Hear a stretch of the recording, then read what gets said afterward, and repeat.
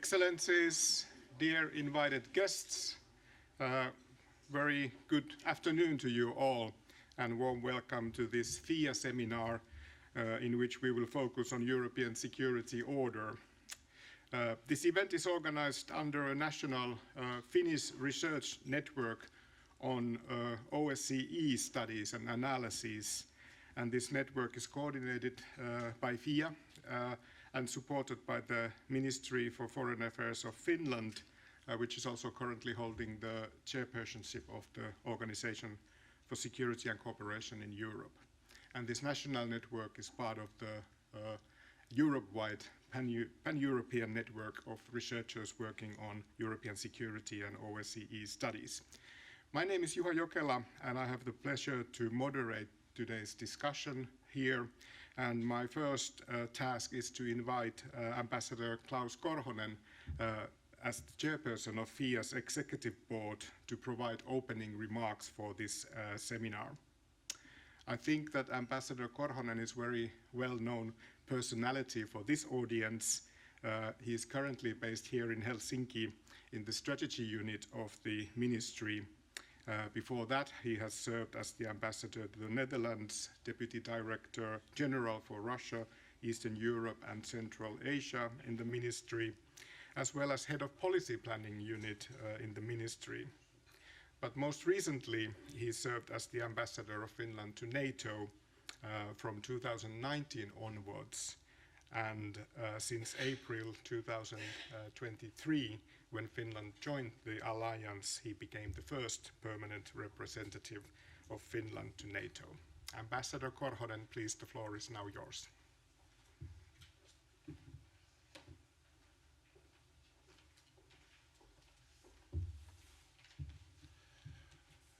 Good afternoon. Nice to see you all. Ambassadors, ladies and gentlemen, dear friends, it's of course a great pleasure to participate with you in this FIA seminar today, and a special welcome to representatives of foreign embassies accredited to Finland. I would say that your observations keep Finland on the map in your own capitals, but you also contribute to discussions here in Helsinki, in my country. So thank you for all of this. You are valuable friends of Finland. Many thanks to the distinguished experts of the Finnish Institute of International Affairs for the research that informs our debate today. Leading researcher Dr. Sinikukka Saari and research fellow Tune Karjalainen have published a briefing paper, The Boom and Crash of Cooperative Security in Europe, 4 Scenarios for the Future. At least some of you have had time to read it already. As the chairperson of the executive board of FIA, I also want to thank my own organization of origin, the Ministry of Foreign Affairs of Finland, for supporting the research on this very event here at FIA. One backdrop for our conversation is the current Finnish chairpersonship of the OSCE, Organization for Security and Cooperation in Europe. I'm very glad that we have here in the panel Mr. Toni Sandel, Deputy Head of the Task Force for the Finnish OSCE Chairpersonship, and Dr. Hanna Smith, who is Senior Strategic Advisor at the OSCE Secretariat. We are living in a volatile world right now, and the new US administration, among others, have brought further dynamics to our security landscape. I would say that it's important to make a difference between proven facts on the one hand and speculation, useful as such, on the other, between what has really happened on the one hand and our expectations, hopes and fears on the other. The paper by Sinikukka and Tune and its 4 scenarios are useful in pointing out that we need to be prepared for a number of different possible developments while working for an outcome that we prefer. Finland's objectives and values have not changed, but the question is how to promote them in any given historical situation. Dear friends, in these uncertain times, it's important that we continue supporting Ukraine any way we can. The authors of the paper highlight the crucial link between Ukraine and wider European security. I would go further. Russian aggression against Ukraine is not only a European and Euro-Atlantic issue, it's a global issue. If anybody anywhere in the world will be able to attack a neighboring country and get away with it, we will all be worse off. Supporting Ukraine's sovereignty, security, and territorial integrity is in the interest of every member of the global community.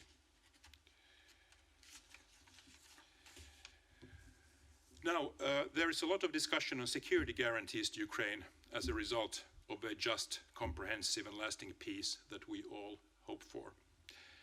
I believe that in the times to come it will be concluded that the best solution, which has been established and tested throughout the decades after the Second World War, is Ukraine's membership in NATO. NATO is an alliance for peace and cooperation, not confrontation. So these were my opening remarks. I'm very much looking forward to the remarks of our panelists and especially your comments and questions. I think we will have an interesting discussion this afternoon.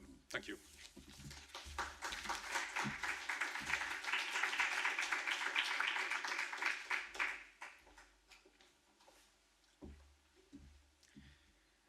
Thank you, Ambassador Korhonen, Klaus. And now I would like to invite our panelists to the podium.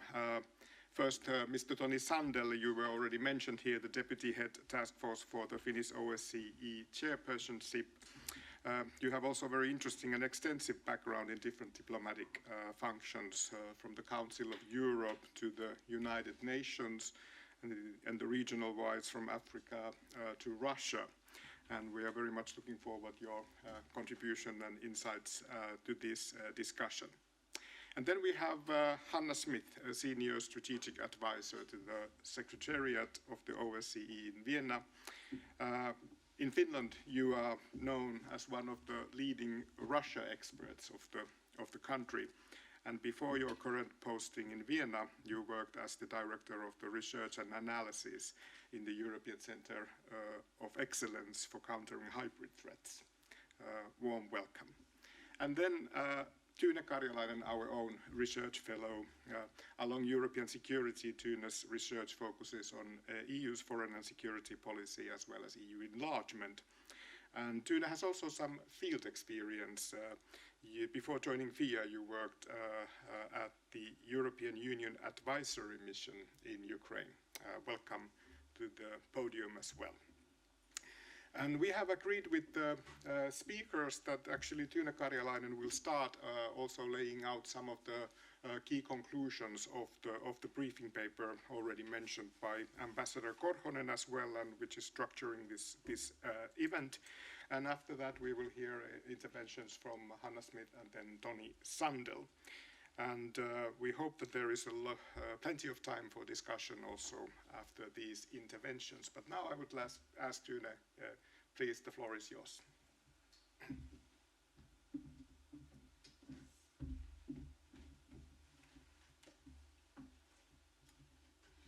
Thank you so much, Juha Jokela. Thank you, Ambassador. Good afternoon also on my behalf.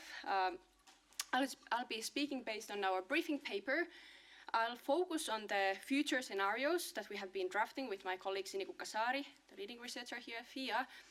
But I'll start from the historical context that Sinikukka very beautifully analyzes in this paper that I really recommend everyone to read. In this paper, we start from the immediate aftermath of the Cold War, when Europe embraced a vision of cooperative security. Cooperative security represented a paradigm shift from the Cold War logic of competition into a paradigm of institutions, shared liberal norms, and even trust among European countries. The Organization for Security and Cooperation in Europe, the OSCE, epitomized this new paradigm. building on the principles of Helsinki Decalogue, established in Helsinki 1975. The logic of cooperative security was also materialized in other institutions such as the EU's emerging security agency, not as a military power but as a normative force for good. Cooperative security did not only build on cooperation with Russia. Something that we point out in this paper that is less often noted is that the United States also played a role during this period. The US unipolar moment, the US continued military presence in Europe, was also a building block, one pillar in this cooperative security order in the post-Cold War Europe. Now, starting from the late 2000s, Russia's discontent and aggression grew. Cracks in this cooperative security order started to become increasingly visible. In hindsight, researchers read it as a mistake that these violations, these warnings were sidelined, despite Russia already acting against the principles of cooperative security order. The idea was still cherished, even expanded. After the war in Georgia, annexation of Crimea, Europe continued, for instance, to develop economic cooperation and dependence on Russia, and for instance, Russian energy. Now, let's move to today, 2020s. The logic of security in Europe is actually maybe closer to the Cold War logic of competition than the post-Cold War order of shared norms and institutions. Cooperative security has shrunk into an internal order among the like-minded countries in Europe. Europe has shifted back to focusing on defense and deterrence. Instead of cooperation, we are focusing on isolating Russia. Both the EU and NATO are playing a big role in this. NATO on collective defense, the EU building capabilities, also in isolating Russia with sanctions. Both are, of course, building Ukrainian capabilities for military resistance. The OSCE's role in this patchwork of European security organizations is the odd one out in this era, since it is still focusing on serving as the platform for dialogue with Russia. Now, I'll keep these three organizations in mind when now moving to the scenarios that I promised to present. These four rough scenarios have been built under two preconditions. We expect that Russia remains as a revisionist power, seeking to retain its imperial status by controlling its near abroad.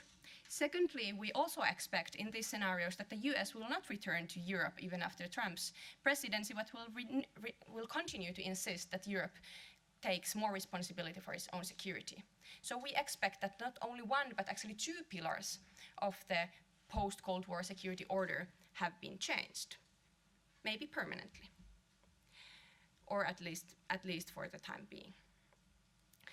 What is still open, what we discuss as the two changing variables in these scenarios, are the fate of Ukraine and the degree of European unity. And we really think that these two variables will be very significant in shaping the European security order for the years to come, and exactly as Ambassador said, what actually is the reality and how our actual policy implications then pave the way towards some future scenarios. The first scenario that we have over here is one of Russian meddling eroding Europe. This scenario continues on the trajectory of today's Europe. The core of cooperative security is seemingly maintained among the like-minded countries, but Russia's revisionism is not properly addressed. In this scenario, the lack of support for Ukraine's independence and the insufficient investments in defense invite renewed Russian aggression in Ukraine and hybrid operations around Europe. We note that counting on our inability to attribute and punish hybrid operations, these unexplained incidents might get bolder, challenging Western open societies and democracies. European security would be gradually eroded, European economy suffering, its global role diminishing. Taken that the European pillar of NATO had not been strengthened in time, the EU had not built its capabilities, these organizations would not be able to address this kind of security situation effectively, the OSCE might serve as a theater for Europe's failure to counter Russia's meddling in Europe. The second scenario is also a very negative one. It's one that we've headed a divided Europe competes for deals. Here we start from a starting point that the US actually negotiates an end to this war, but this deal is not enforced by security guarantees.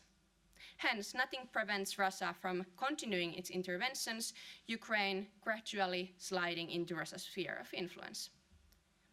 In this scenario, we also play with the idea that even more deals are signed, both the US and Russia succeeding in bilateralizing relations with European states, actually undermining EU unity. We play with the idea that the US manages to make bilateral trade deals with the EU states, undermining the single market. Such a scenario would force the rest of EU states also seek for competing deals with other global powers, such as China. These kind of competing deals would deepen drifts within Europe, slowly turning it into a battleground for global powers competition. We of course underline that this kind of scenario would reduce multilateralism into transactional cooperation on the lowest common denominators. Such a fragmentation would undermine both the EU and NATO, leading to Europe's decline as a global actor.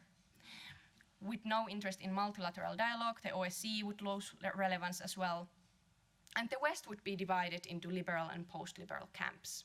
No cooperative security framework would be left standing in any form. The third scenario is one where saving Ukraine breaks Europe. In this scenario, we imagine that a small group of states actually deploys peacekeepers or troops to Ukraine without sufficient strength or support. Such a situation could escalate due to Russia's provocations or internal political developments in the contributing countries. Should Russia choose to test the weakness of such security guarantees, European troops could find themselves fighting Russia in Ukraine. We also point out that in such a situation, it is possible that other European states might respond by distancing themselves from the escalating war instead of demonstrating solidarity. And this kind of scenario, of course, would lead to very deep fragmentation in Europe. Even if in the end Ukraine would remain independent, European unity would be broken by the divisive war experience. European security would be weakened for a long time by growing mistrust by those who joined and those who did not join the effort in Ukraine. Supranational elements such as the EU would lose legitimacy. We want to highlight these even very far away scenarios to demonstrate the potential implications that the policy decisions that we take today might have. In all these three scenarios, Europe's global standing would be weakened. Only with the fourth scenario, we imagine an outcome where Europe is able to defend its case at the global level. This fourth scenario builds on an understanding of Ukraine's fate as a precedent for the European security order.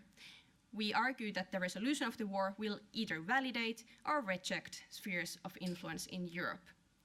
We find sustainable peace in sovereign Ukraine as the necessary first step for Europe defending its security order globally. The roadmap to this scenario hence needs to start from responding to the question how to bring lasting peace in Ukraine. In our thinking, it requires first and foremost strong Ukrainian armed forces as a deterrence, supported by extensive and long-term European military aid, enabled by long-term investments in European defense industries.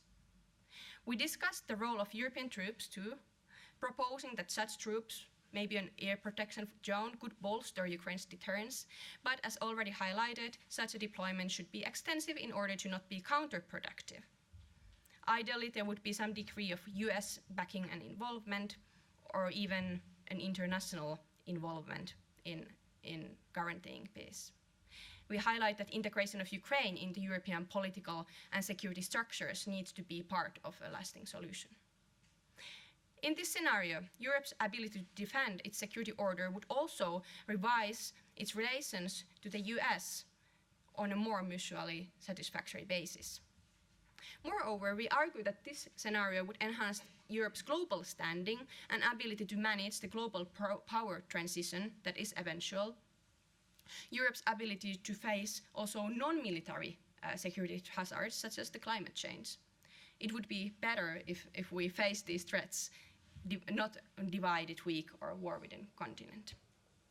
So we conclude this scenario requires unified, increasingly capable EU, strengthening of the European pillar of NATO, and potentially then at some point engaging also with Russia on the OSCE, not as a means for fading Russia's imperial policies, but as a platform for risk management.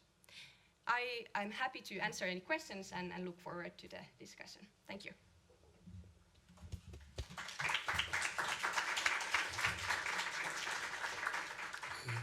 Thank you. Thank you very much, my colleague Tune Karjalainen, for this very comprehensive and insightful presentation of the paper. The title of the seminar is Boom and Crush, and when I was listening to you, I was thinking that the paper's name could actually be also Crash and Gloom, because all those three scenarios were so gloomy in terms of European security, European position in the world, and so forth. And of course, today, the scenarios are looked a little bit differently than they were just a few months ago. We, of course, have drafted all kinds of scenarios during the past years related to different important developments, also including the elections in the US. But I think commonly it's understood that the most gloomiest ones of those scenarios have not been taken really seriously and not discussed until the things start to unfold. And now I think the scenarios also done in the think tank type institutions like Research Institute FIA are looked a little bit differently and also publicly. But without any further ado, I would now like to give the floor to Hanna Smith. You have worked in OSCE since November 2022, if I remember correctly, and followed obviously very closely how the organization has dealt with the very, very rapidly and profoundly changing security environment. So it would be very nice to hear your view on how the organization, the OSCE, has managed to address the challenges already raised in this discussion. Please, the floor is yours. Thank you very much, and good afternoon for everybody. It is my honor and pleasure to be here today to share some of my thoughts, which are my personal thoughts and do not reflect the OSCE or anyone working at the OSCE. So that disclaimer in mind is good to have. Tune mentioned already in her intervention this thing that the OSCE, the odd one out, kind of in at least in some of the scenarios. I would say that OSCE is odd, but I'm not 100% sure that it is out. And the request from the organizers was a little bit, I was kind of looking at it just before the starting, and it was say that, oh, you can talk whatever you like, but we would like you to focus on the OSCE's ability to develop and adapt. And therefore, I will focus on that. But before kind of going today situation, I would like to remind, and this is relevant from the perspective of adaptability and development, of why OSCE was created. In the way that in end of 1960s and the beginning of 1970s, there was the feeling that if different sides are not going to talk to each other, the things are going to get worse. So there was a clear need for something like that. It was first, obviously, designed to be as a conference, a platform for dialogue, and then the Helsinki Final Act was kind of giving it a frame and some perhaps rules of the game, so to speak. But it was more on a political commitment, not legal, not necessarily a full accountability. There was to address the need, but also seen as an important factor that it is a political commitment, not something that is so kind of tied into it something. you can see that that kind of a commitment can sometimes be stronger, because if you politically fully commit, then it can actually last for a while. Then we can see that in another circumstances it's not so strong. But that is the fact. The starting point was a need for a dialogue. And that's what the organization was created for and started functioning in during the Cold War. The next challenge and the need for a change and development was obviously the fall of the Soviet Union, and good to remember, fall of Yugoslavia. This is sometimes forgotten when discussed about OSCE and the future and this thing that it is Russia and US in the same table and so on. But exactly, there was a new need when Soviet Union fell and Yugoslavia fell to support the processes that were ongoing in those countries. You needed a mechanism to be there, be on the ground, help the countries in the process that they wanted themselves. This is a very important factor. The OSCE missions are in the countries that asked for the mission. The mission programs were designed based on how the countries kind of defined their needs. So in that way, it was a support mechanism, and also the worry that was raised after falling of two countries basically into different pieces and different independent countries was this thing that to try to mitigate somehow conflict potential. So OSCE kind of answered to that need as well in the beginning of 1990s. And therefore also with the Paris Charter and the autonomous institutions were kind of created. And that's very important, in fact, a way of developing and adapting to the situation. Then I would like to raise also the factor that how OSCE is designed. It is designed in the way that very few understands how the organization actually works. It is almost for better and worse, so to speak, because if it doesn't function, there might be a little bit difficulties due to the design. But if it functions, it's actually quite beautiful. And this is something that was already from the beginning when OSCE was designed. The thought was to one way or another kind of decentralize the power in the way that it is in the right kind of places. And if all of these axles or connections work, then that is exactly what is needed for bringing everybody to the table, to have the debate, to make people to feel kind of at ease, so to speak, to create that trust. The weakness, of course, is that once these things are not necessarily working and the power is decentralized in different places, that then it starts kind of functioning in its own bubbles. It can function and do things in these as well, but you know, to find the so-called beauty of the OSCE, then that design would need to be working. And I think that's something that should be considered even more, because that does give a possibility for a development as well. And now that brings me then to the final point and this thing that, okay, so what is the need today to develop and possibly adapt? We don't know that quite yet. The feeling, at least in Vienna, is quite a lot the fact that waiting for what is going to happen in Russia's war, aggression war against Ukraine. Since it is seen, and already mentioned today, it is going to shape our security environment and space in the Euro-Atlantic and Eurasian security region, so to speak.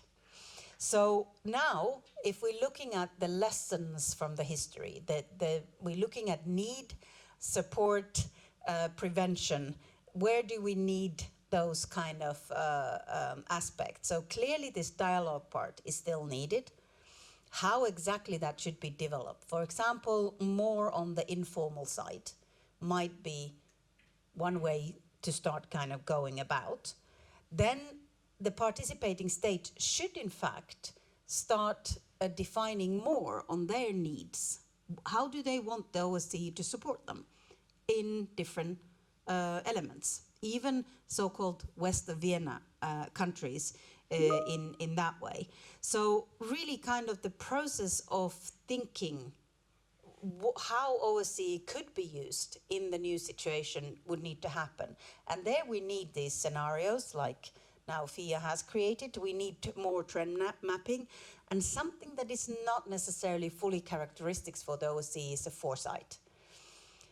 This is something that has come now to more on different countries in EU, also concentrating more on the foresight. NATO is talking about it more perhaps than before, and this development should be brought to the OSCE as well. So the main thing, basically, to sum up, is that actually OSCE is there to serve the participating states and support them in the needs that they might have in the field of comprehensive security. And OSCE will be exactly what the participating states make of it. So that's basically the political is backing the practical, but it is actually a rather interesting multilateral setting which could be used for enhancing the European security if the participating states know how to use it. Thank you.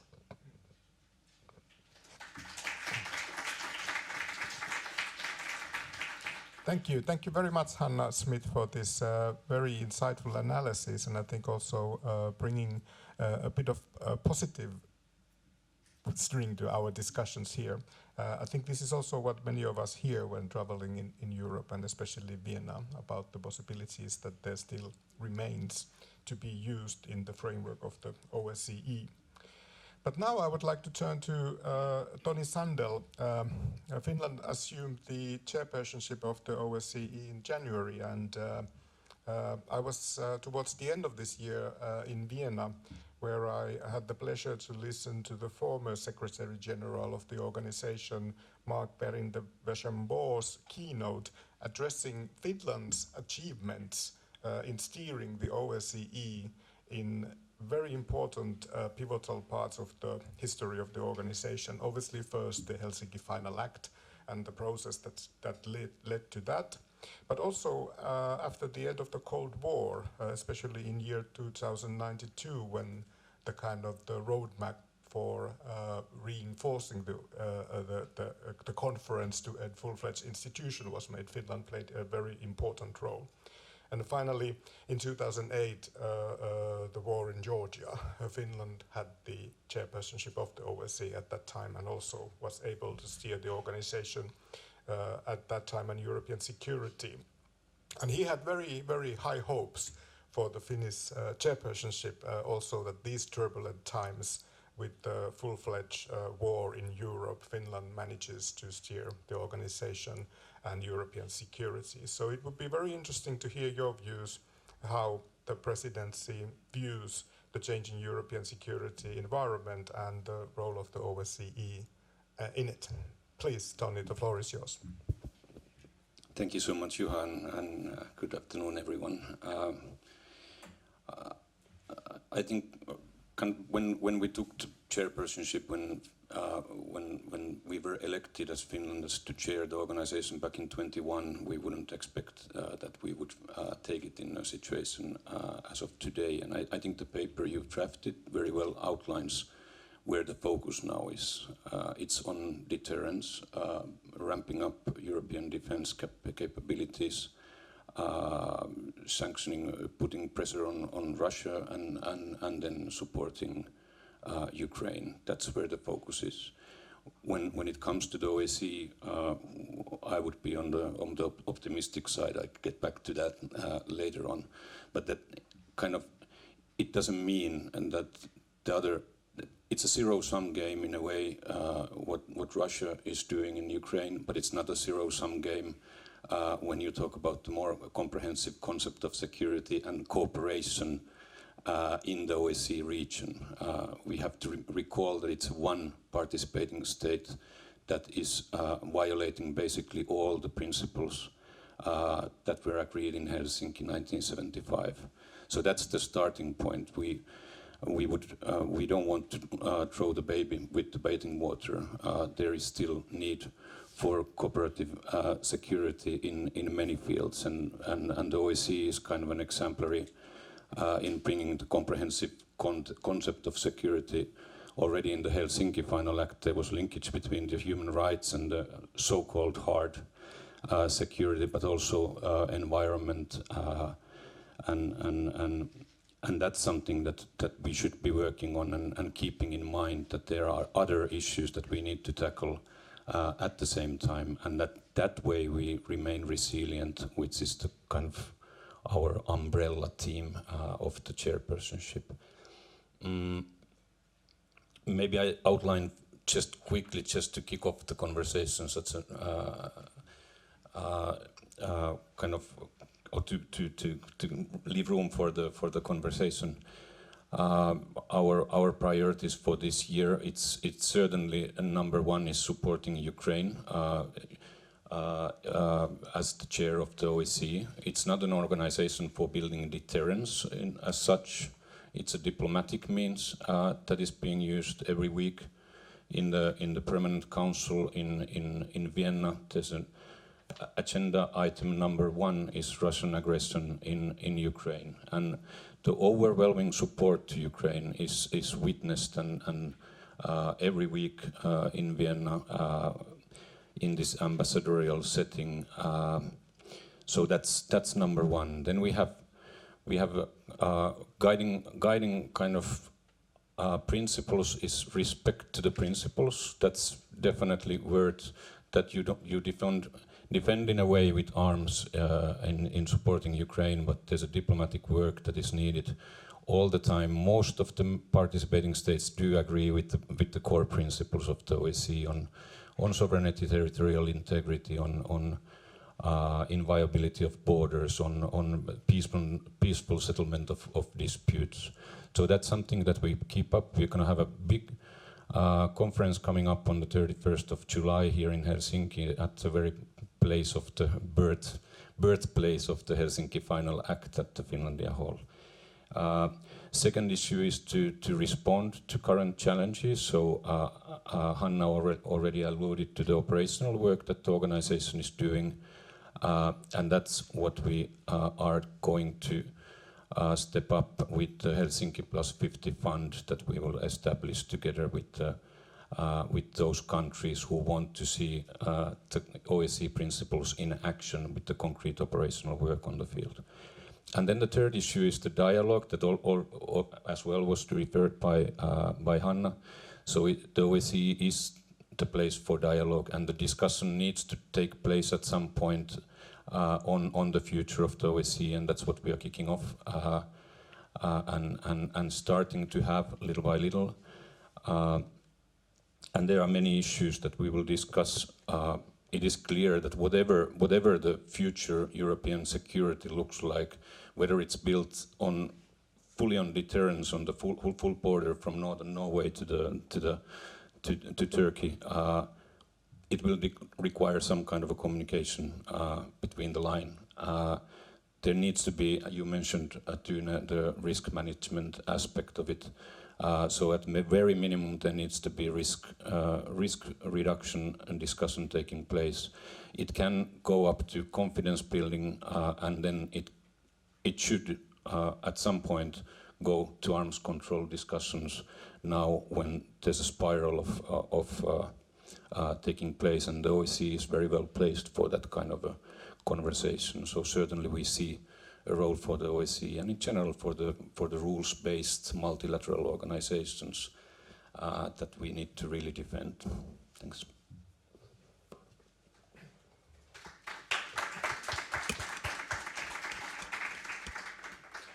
Thank you. Thank you very much, Toni Sandel, for laying out some of the Finnish key priorities during the presidency, as well as the approach to these turbulent times.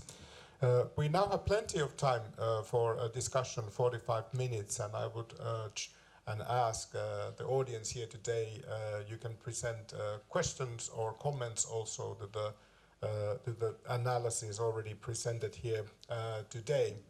And while you're still waiting, okay, now I can see plenty of hands. I have also, of course, some questions here prepared, also related to the question or the observation from Ambassador Korhonen that the Russia's aggression is not just a European security matter; it's also a global security matter. And this is, of course, something we can get back to the discussion as well. Very important element. But I already saw 3 hands there, so please. Let's go in that order. I think the first one was Risto Weltham. I can see and recognize you. Please, the floor is yours. Thank you very much. Excuse me, I have not really formulated my question yet, but I would like to come back to the role of OSCE. I'm of the generation that was in the room 75 when the final declaration was signed. And we have there people like Brezhnev, we had Honecker, we have whole Eastern Europe. They are not worse or better than Putin is today. There was a big gap between the political thinking in East and West, and still people discussed, because they wanted to overcome the problems. That was the real purpose of the meeting. So my first question is, how can Europe seek a role in world affairs if it cannot speak to Russians? And I continue asking, Finland is not a simple participant in OSCE process. It has the chairmanship now. It has a special role. Shouldn't we use this role to make some openings?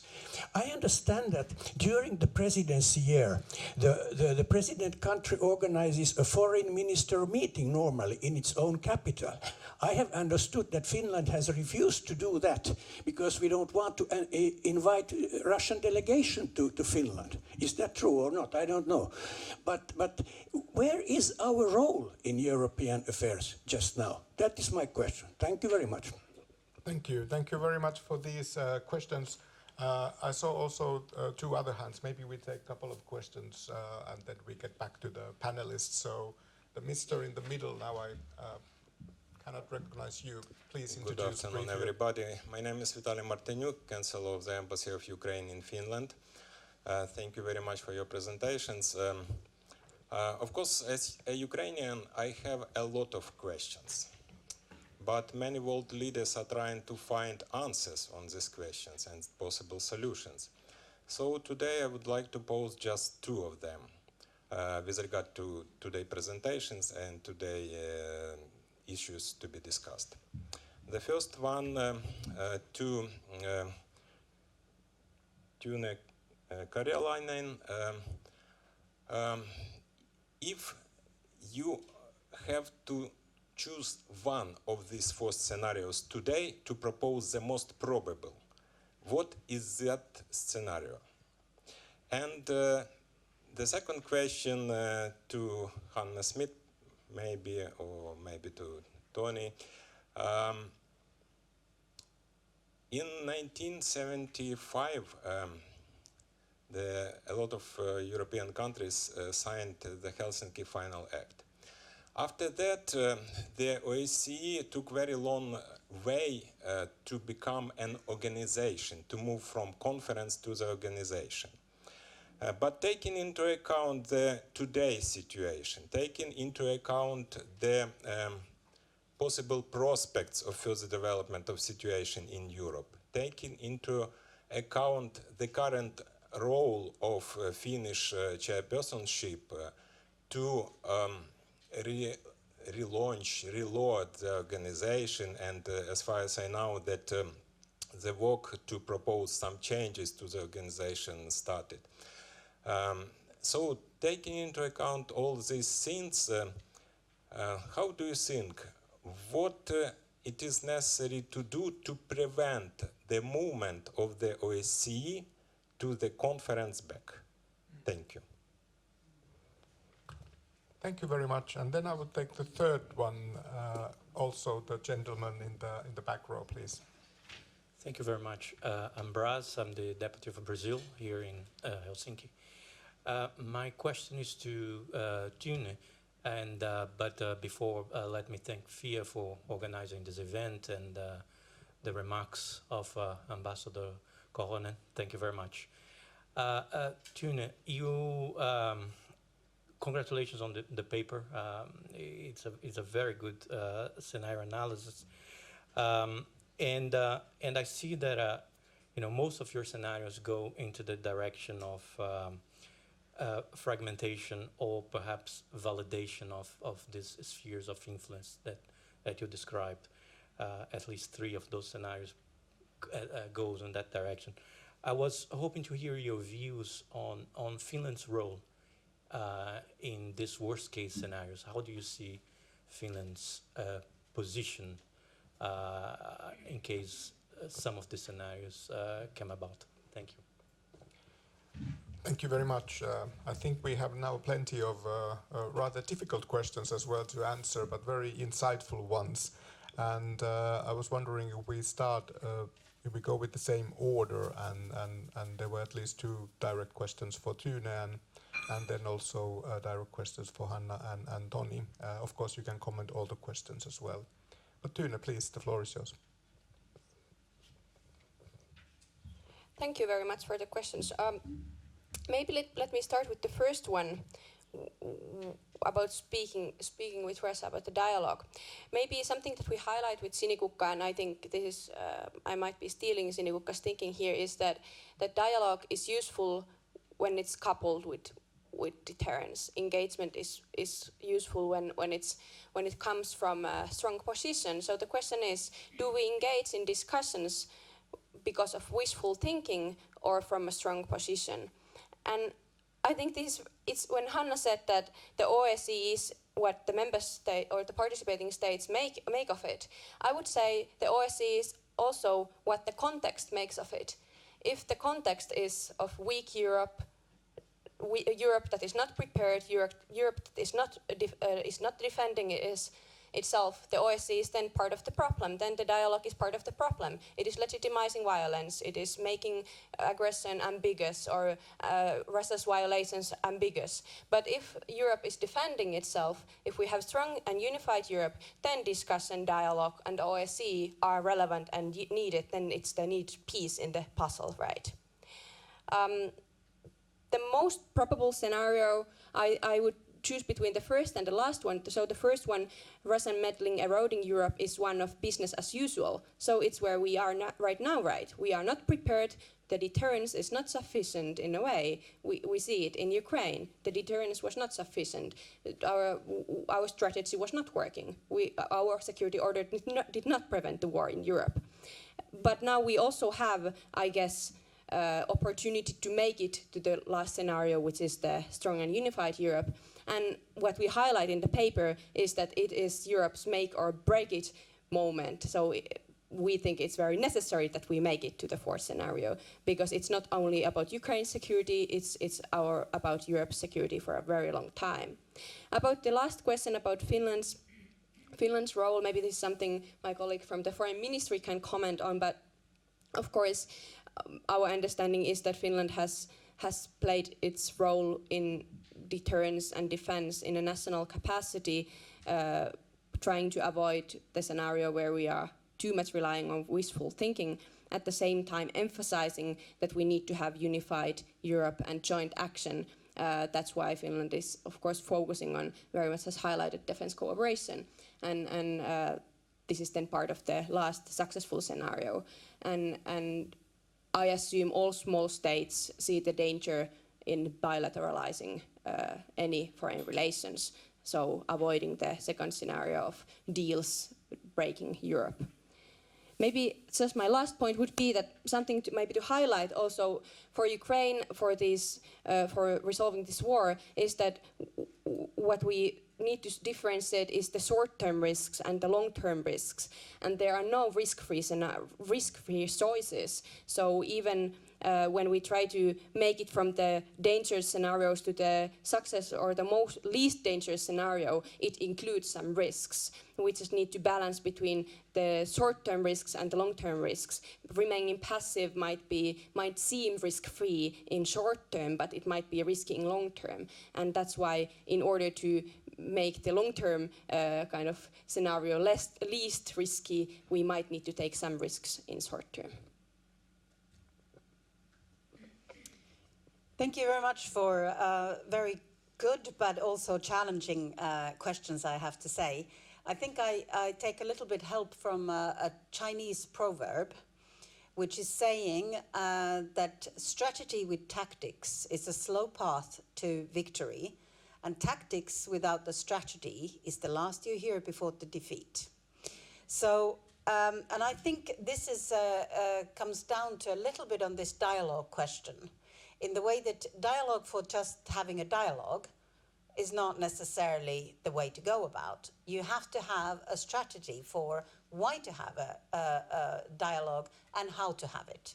And then you can have it. The truth, of course, is that you cannot solve the problems without talking. So in some point, people need to talk. But before you know what you want out of the talks, how are you going to talk, and you know, what's basically the context for the talk, what's the strategy there, both sides, any sides, then there is no point of it. So dialogue probably is needed, but I think we need to approach that more strategically than before. Then is I think that was a spot on a question relating to this conference to organization, and then what next? How do we avoid perhaps that not going back in time? Develop and adapt, but not necessarily going back. Because that is, even if we have a lot of analogues relating to today and the Cold War, we should not mix these two. And therefore, perhaps the way to go about, I suppose, is, of course, to make a decision that autonomous institutions are part of OSCE. That's part of the package. That's not going to be broken in general terms. And then inside of that, to start kind of thinking, what next? One of the ways, of course, could be to strengthen the partnerships, the Mediterranean partnerships and even Asian, in the way that you take into this bigger entity more of the actors that are needed to think about the European security. They're going beyond Europe, so to speak. But inside of all the kind of the comprehensive way of looking at OSCE. OSCE cannot it actually is, the good question would be, what is OSCE for if it's not for comprehensive security? And that should be kind of, again, the strategy to keep the comprehensive security with all of its, to honor the past, respect in the way that there is the Helsinki principles, there is the Paris Charter, which is too little discussed sometimes. So to have those with, but then add on and develop based on today. So I that probably would be the one. I would still like to comment, I suppose, Tune's comment about this context, that if it's what the participating states make of it and what the context, but I think there I would say that the context challenges the way how OSCE is used. So the context often kind of decides which mechanisms or how perhaps to use it, and that should be considered so that OSCE could develop and adapt. So that needs to be considered, but that more challenges the way how to use it, would be my kind of intake on that. Thank you. Thank you.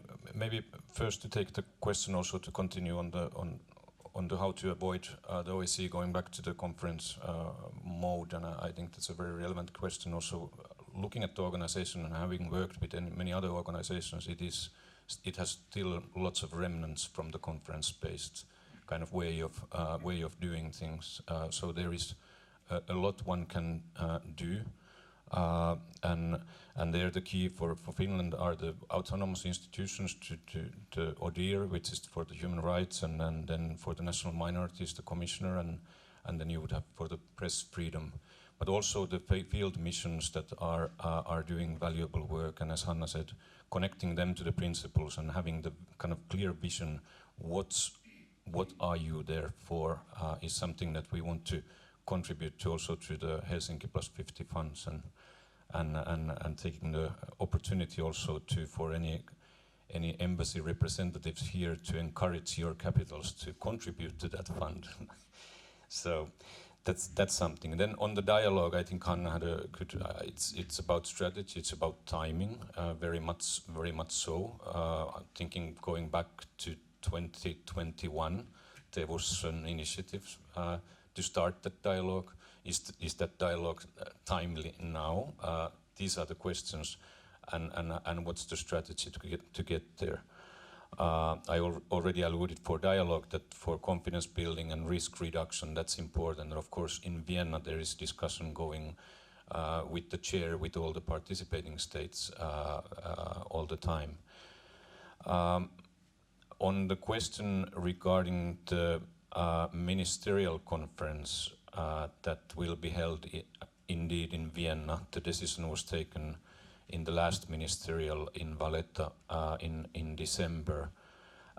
It tends to be organized in the capital of the country that is chairing the organization, but that is a very exceptional way of doing things.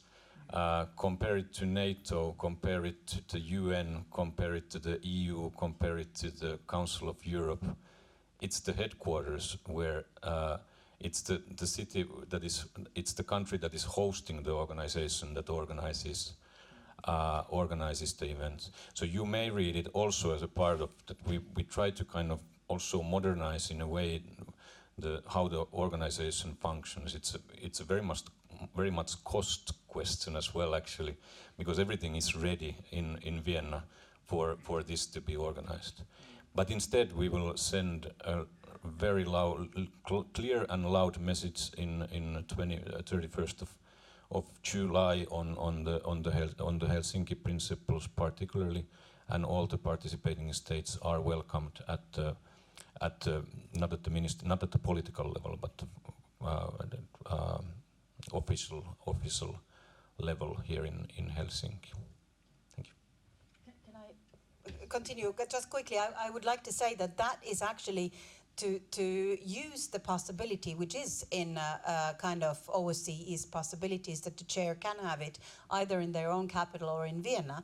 That is exactly that kind of agile approach, making sure that the inclusiveness is in fact properly, without anyone criticizing it or anything like that, exercised. So in that way, I would say that this is kind of showing that there is possibilities to be flexible in the OSCE context, and also the informal discussions that the chair has kind of organized, showing that there is a possibility to try to find different types of ways. And final point I still want to, about how to use OSCE and how to use it better, is to study the mandates better. There is one particular member country who knows the best the mandates, and you can, if you don't guess, then you can ask. But nevertheless, it has a long-standing diplomatic corps who looks at it, institutional memory, much better than West of Vienna countries.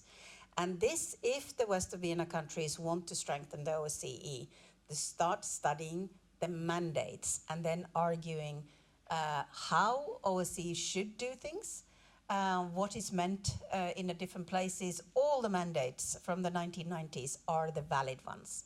We can still work with those even without any new decisions, but we just don't know them so well. Thank you. Thank you very much, Hanna. And I cannot avoid the temptation to mention that after the Lisbon Treaty in the EU context, Finland has also refrained of organizing European Council meetings in Helsinki and supported the idea that all the member states should actually organize those in Brussels. That's actually where the official European Council meetings takes place. But the 6-month rotating presidency country has obviously still a possibility to call extraordinary meetings, and often they have the temptation to do those in national capitals. So in that sense, I think this follows the same path of organizing the institution and its structures and its headquarters. But there were still some questions, I think, in the first row, at least one gentleman, and then I have two here as well, please. I think it's Jan Paul. Yes, it's coming. Yes, thank you very much. I thought this was a very enlightening and I would use the word interesting presentation, especially the scenarios. But I think it's important to see the realities. I think Russia only understands force, real force. And if Europe cannot mobilize real force and financing, then I think we're too early with all kind of diplomatic activities. I think the diplomatic activities come first later. It's nice to have discussions about these things, and it's nice to have conferences and so on, but I think that we're really talking about the situation of raw force. I think the other thing that I think is missing in the discussion is the role of the United States. I think the United States plays an extremely important role in European security. It's not only Europeans. And this is the thing that I found lacking in the discussion, and I would like to have an input of what do you now think with President Trump and the role of the United States in this present situation. I attended a conference yesterday evening on a similar subject, and it was mainly consisting of a large number of military people, and they highlighted the role that Russia is escalating in Europe, in our country, so-called hybrid warfare actions. So the situation in Europe is not de-escalating, but it's escalating. And I think one should be aware of these things, and diplomacy, in my view, comes later. Thank you. Thank you very much for these two questions and observations. Then we have a madam here. I think it's the French Defense Attaché, if I'm right. Thank you so much. So I am the French Defense Attaché. So as a military, I will have a more practical question. We had in OSCE many tools by the past. And I think about CFE Treaty and Vienna Document. CFE Treaty, like till 27, I think, is unuseful. It's a reality. And Vienna Document since February 22 is also like a sort of, how to say, frozen tool. Are there any discussions now, currently, in Vienna about different tools you can use for the guarantee of security of Ukraine and Europe? Thank you very much. And then I had the gentleman next to her, and that's the European Commission. Yeah, thank you. I'm Halpa Pukaran, working here at the Finland representation. As I am coming from another international organization, I would be glad to hear your views about the grounds for any fruitful dialogue with Russia. Is there anything preliminary cooking? I'm thinking about the remarks by the Russian foreign minister this week, highly criticizing these outcomes from some politicians, that there should be an opening of dialogue. It doesn't work like that according to him, so and it doesn't sound to me either like there would be, but if there is, thank you. Okay, thank you very much. And now okay, one more, maybe the gentleman here.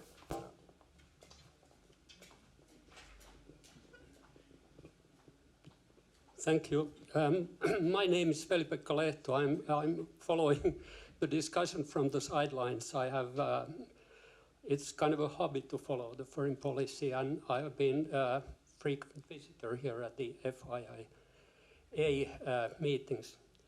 I was also expecting something to be said about the role of US, and that comes from reading the papers. We have been discussing here about the war in Europe, but there is also, just looking at the headlines in the newspapers, there is a trade war. And in that trade war, many European countries, which are also members of NATO, they feel that they are shot in the back. And that brings about to the question about breaking the unity of EU and Europe. And it's an interesting observation. I actually found it. We all know what is the content of the Article 5 in the North Atlantic Treaty. But there's also Article 2, which stipulates that you have also synchronized your kind of a trade policy and try to avoid, breaking up in that field. And now when we are trying to find some unity and discussion between the countries, I just wonder whether there would be, could this be a way to put all the European and North American, Canada included, at the same table to discuss about the unity of this NATO alliance, because now, to me, it seems that these rules are broken. Thank you. Thank you. Thank you very much for these questions. And obviously, I think it's a good idea to address the big, well, should I say the elephant in the room? I think it's actually quite clearly in the paper spelled that what kind of implications and also the scenario building is based on a certain thinking about the at least gradually reducing role of the US in European security. But I will leave this maybe for Tune Karjalainen also to address, but then also it would be interesting to hear for Hanna's and Tony's comments from your perspectives, because of course we are discussing a major issue and matter in European security with global implications, obviously. But Tune, please. Thank you. Thank you very much for the question. So, starting from the first one, I think we very much underline also in the paper that Russia only understands force. That's kind of the starting point for our analysis. Maybe we also discuss a bit who are involved in, like, who are protected by the force, because that's the problem, of course, that we identify in the past decades, that there was a gray zone not protected by the deterrence and defense. And our conclusion is, of course, that kind of gray zones are very dangerous and sources of instability rather than stability. And talking about gray zones, I think it also goes back to what you said about hybrid threats, and that are getting bolder and bolder on the European continent, and that has become another gray zone, right, that we need to address. Because if we also have a gray zone for hybrid attacks in Europe, that can also be a very slippery slope rather than a kind of mitigating means when we ignore those. About the role of the US, something that I have been highlighting is that I guess, and it's of course something that is underlined by most analysts, is that while we are hoping for the best, we are preparing for the worst. And for me, it means that now that we are addressing the war in Ukraine as a kind of precedent for our relations with Russia, or as a test case for our relations with Russia, we should also approach this war as a precedent and as a test case for our relations with the US. So what kind of starting point the resolution of this war gives for our upcoming relations with the US is very relevant. About the security guarantees that can be provided in Vienna, maybe others can comment it as well, but I just want to highlight that the experience, my reading is something that I just want to underline is that any solution such as the monitoring mission, where Russia is contributing as a country that is monitoring a peace deal in Ukraine, is not a sustainable solution. It will not deter, it will not enforce a deal, it will rather just make it ambiguous what is the role of Russia in this war. And thirdly, or finally, about the dialogue with Russia and the grounds for dialogue, and now I'm going to speak very concretely. The dialogue has started, so the US is now having dialogue with Russia, and Ukraine cannot say no to that dialogue, right? Because if Ukraine says no, then military aid can end. That's just a very simple kind of setting where we are right now. And that means that the task for Europe is, of course, to ensure that Ukraine is in as strong position as possible in that dialogue. And if it means that then also we need to engage in that dialogue that we perceive dangerous in the first place, then of course it should be so. Yeah, thank you. Yeah, on dialogue and or diplomacy and deterrence, I think the finish line is clear on this. We need to strengthen Ukraine, weaken Russia, and ramp up our own defense. So that's kind of the starting point on this. With regard to maybe at this point, I would refer to the monitoring mission that you referred to the OSCE. We also now the discussions are there is some type of a process. It's very unclear process, but there's a process and there's a process going on possible ceasefire. Let's see how it will move. But it's very important to manage expectations on this. No monitoring mission can ever deter. That's not the role of the OSCE monitoring mission. The civilians were there. That's never. The role is to observe and monitor the ceasefire, whether it holds or not, and then report it back. So additional elements need to be placed. Now there's the discussion on reassurance force and the main element to support Ukraine militarily. On the question regarding the conventional forces agreement and Vienna document, these are exactly the kind of the tools that, in my view, at some point will become handy when you really need to control the risk escalation, and that's Vienna document in a way. It's a confidence building mechanism as well. So there is a discussion. We've launched these kind of ambassador level discussions in Vienna, and that it's part of it. And there was in the Polish chairpersonship with the structured dialogue that the Poland started. There was a discussion on this issue as well. But it's once again it's the timing. But all the same, the preparation must be done for eventually build some confidence. And there are many other tools for the OSCE to really to use. In support to Ukraine, it's to address the human rights violations by Russian Federation. ODIHR is doing work on that.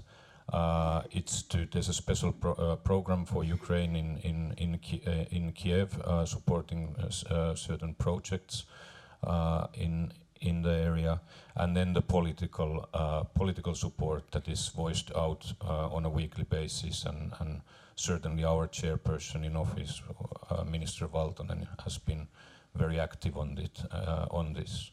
So there are mechanisms, despite the fact that it's not a deterrence force as such, and OSCE.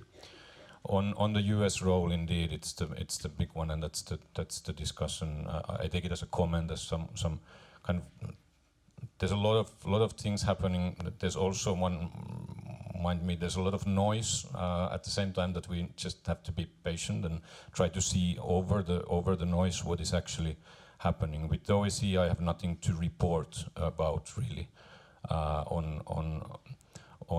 on this issue, but it somehow, and this is my personal, very very personal remark. in general, when we discuss these hard security issues and approach to Russia, and this brings me back to the original my earlier remark. We need to keep in mind the values and the values that we share: the democracy, human rights, rule of law. These issues are domestically so important to harness in Europe, despite the overwhelming discussion on hard security. And once again, I fully agree, deterrence now it's the key. But we need to take care of our societies. Otherwise, easily the domestic policies can transfer into the foreign policy field as well. Take it as a general comment. Thanks. Okay.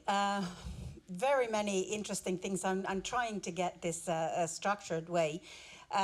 To combine, I suppose, the first, second, last, whatever, those some of those relating to this dialogue and the trust, unity aspects and things like that. This is a little bit different when we're talking about the non-like-minded. I'm not 100% sure that in non-like-minded context there ever has been a full trust, for example, or unity for that matter. But there has to be respect and common interest. If there is respect to each other, even if there is a totally divergence in the values or whatever, and even not that much trust, but there is still maintaining some level of respect, then some cooperation is possible. And if common interests are also identified, then somehow with those two, that might kind of go forward. Whether that's the case, this fruitful ground, that's probably a matter of almost sometimes a perspective, in the way that this there is all the time dialogue going on in Vienna. That is good to remember, at least from the OSCE context. It's a little bit weird kind of to see that no dialogue, because in Vienna there is a lot of dialogue. There is a permanent council meetings where all 57 countries are sitting in the same room, around the same table, and actually expressing nearly weekly basis their views. It's not very constructive way how they are talking there, but at least somehow airing their views in that. So to get forward, to build more kind of security, we need the respect and identification of a common interest. Of course, today's kind of following the dialogue, it would be almost a little bit entertaining unless it would be so serious, in the way that I at least don't need any reality shows from the TV. I get enough in Vienna. And then about this kind of role of US or again, from the Vienna perspective, I feel that there are lots of elephants all the time in the room. It's not only one or two, but several. And this is the challenge sometimes in the way that we need a little bit more perhaps courage also to speak about different issues. US is very important participating state. And so far, at least from the Vienna perspective, that's how it seems to be remaining. But everything is in a movement. Let's see. Security aspects are still important for all participating states, and that's why the European security and then cooperation comes, but the security aspect keeps participating states there. Oh, I would have so much to say about the hybrid threat activity based on my previous position, but I try to keep that now short, because this is a matter not of the OSCE. This is a matter of EU and NATO much more. It is an activity that targets EU and NATO member countries, and therefore the deterrence, I think the conceptualization has been done. There are some work on relating to resilience, but the deterrence part is still something that they need to work out. And then finally, they're frozen. I really like the concept of frozen tools. because that's exactly what OSCE has. It has a lot of tools, but a lot of them are also frozen. So good concept, I might steal that. But also the fact that the trend factor here relating to arms control is real. We will need a mechanisms relating to arms control eventually.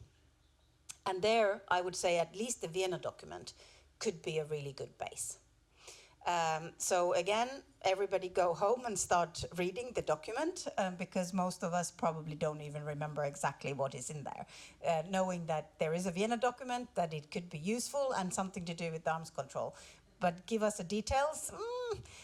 So again, more homework for us to do, but I do think that there are several elements in the frozen tools that will be needed and not too distant future either. Thank you. Thank you very much all the panelists for answering these challenging and very important questions, I would say. Now we have a few minutes time left, and I would ask if there is a question in the audience. I can see Sinikukka Saari, leading researcher from FIA, is asking a floor. And then I think we could take your question, and then we come last time. And okay, there was also Bradley Reynolds. Yes, okay, we take these two questions.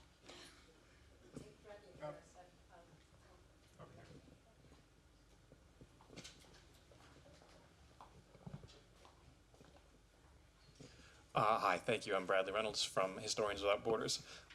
So following on Ambassador Korhonen's beginning, that Finnish values have not changed, but how to promote them in different historical situations has. I think this is a very interesting point, thinking about when the CSC was founded in '75 and thinking about the tools Finnish foreign policy had to achieve its objectives compared to today, 2025.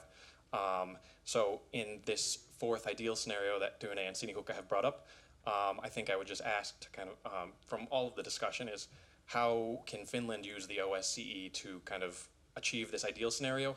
Or how should the OSCE be used in cooperation or in contrast to the other different institutional tools that Finland now has compared to '75? Thank you. Thank you very much. And then we have Sinikukka.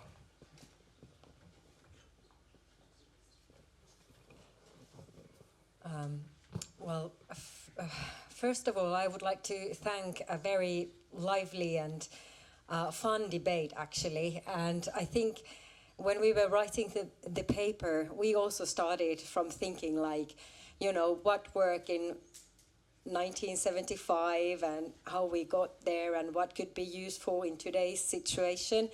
And we had a long list of things that are similar or could be useful, and then also the differences. And I think some of the key issues, of course, like one of the key similarity is really that even in 1975, I mean, it was a containment or deterrence-based security order. And then we had the dialogue on top of that. And that was the detente in essence, I think. So it wasn't just dialogue and trust and confidence, but it was actually based on the very same things that we now need, I think. But then there is one major issue, of course, and we do highlight this also in the report, that when during the Cold War, Europe really was a very important theater, whereas nowadays I think that there is a global power shift taking place, and also that is reflected on the transatlantic alliance as well, that perhaps Europe is not so important anymore in Washington, for example, and we can't really take that for granted anymore. And those are some of the issues that we also highlight in the paper. And then perhaps the third point that is worth considering is also the fact that during the 1970s, Russia was really a status quo power. Of course, it was a bipolar world order where it had a very significant role. And this is not, I mean, Russia doesn't have a similar role in today's security architecture. And I think it can be questioned also whether Russia really is a status quo power anymore. Does it have an interest to kind of play by the rules and sustain these institutions? What kind of a player it is within these international institutions? Although it is true that Brezhnev, for example, was no better than Putin for sure, but at least it had a different starting point when looking at the security system in Europe, and it did consider that it wanted to maintain the security order that existed at the time. But does Russia want to maintain the cooperative security system that we now have? I doubt it. So those were some of the things that we were thinking when writing this. And I think these are very complex issues, but they do illuminate certain perspectives that might be analytically very interesting. Yes, indeed. Thank you very much, Sinikukka, for these comments. And now I would like to give the final word to our panelists. Maybe we go in the reverse order. Hanna, Toni. Okay. Yes. I try to be quick.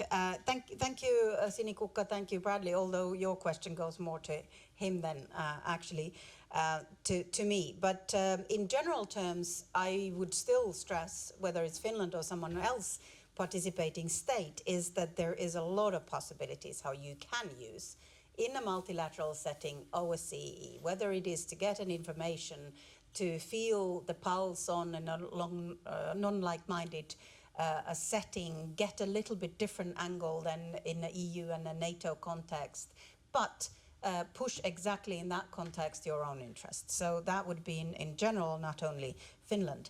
Sinikukka's point on this changing dynamics, whether obviously Russia is not the same than Soviet Union for many ways today, as I pointed out, similarities to the Cold War, but not a Cold War. So exactly this frame where we are doing the analysis is really, really important. The problem, my personal perspective is that creativity actually dies under stress. And this is something that has little bit happened, perhaps for all of us, in the 57 of the OSCE context, so that the strategic visions are blurred, they are not clear, we are not really kind of able to think, we are stuck in a certain things that this is the way to do, or this is the way how we used to, or this is the way how we decided, so we go forward. Now we would need to find that creativity. And final point, I slightly disagree about this Europe's importance. I think Europe doesn't necessarily argue its importance, but the way how everybody still wants to cooperate with Europe, how perhaps east of Vienna people are, or countries are seeking the cooperation, even want to integrate or find the European identity in their own ways, how still the trade importance is there. I think we need to look at that slightly differently. I'm almost saying that Europe's importance is still there, and Europe will make it or break it the world order. To Bradley on how can we as chair promote the values. First, I would perhaps start with the broader one. The OSCE is not the panacea. There are other organizations that are more relevant in many areas. And I'm thinking of the human rights and rule of law standards. Then the Council of Europe comes into mind, and how to really get those standards as a norm in other countries. But of course we will use the OSCE. What we have done in an unforeseeable way is to bring in the civil society into the discussions. And also our summer conference will be the civil society will be very prominent. So free societies we will highlight we are highlighting in everything that we do. It was very much with the Helsinki Final Act that it was the civil society that took it up and made the world change in the end. And a little promotion, go to see the Helsinki Effect documentary. It's in Finkino now, if you haven't seen it yet. To Sinikukka, yes, I would agree. I would agree. Possibly, we are undermining to Europe. We tend to go from one corner to another one, and now we are undermining it perhaps too much sometimes. But Russia does want to change the status quo. That is certain, and hence we need to stick to the OSCE principles and the UN Charter. Thanks. Thank you very much. Maybe very quickly about how Finland can use the OSCE.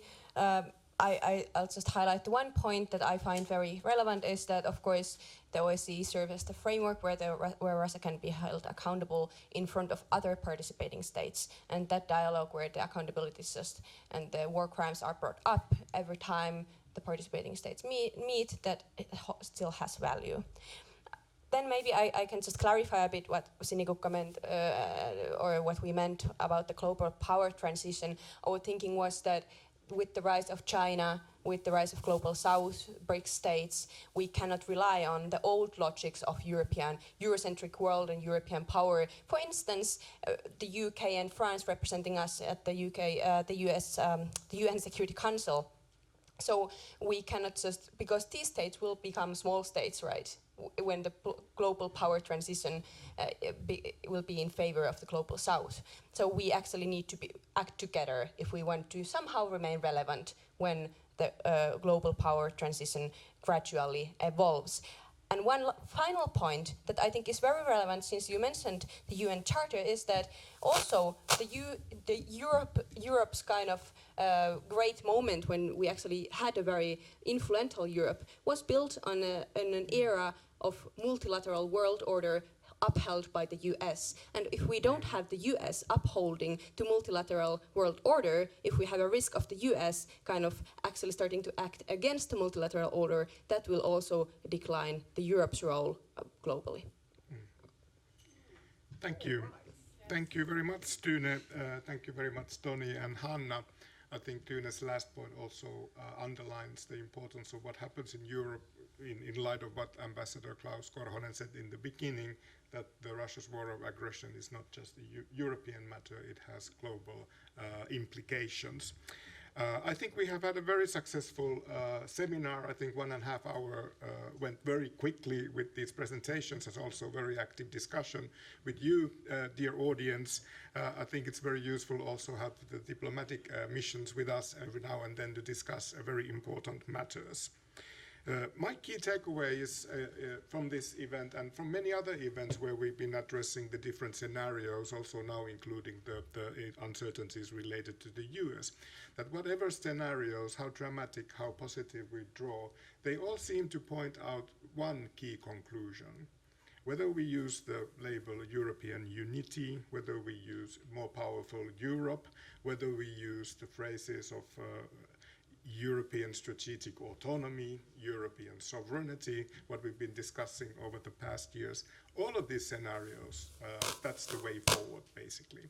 Whether the US is indeed a partner and a key ally in the future, the more stronger Europe is, I think the more it has possibilities to influence and make itself useful for Washington.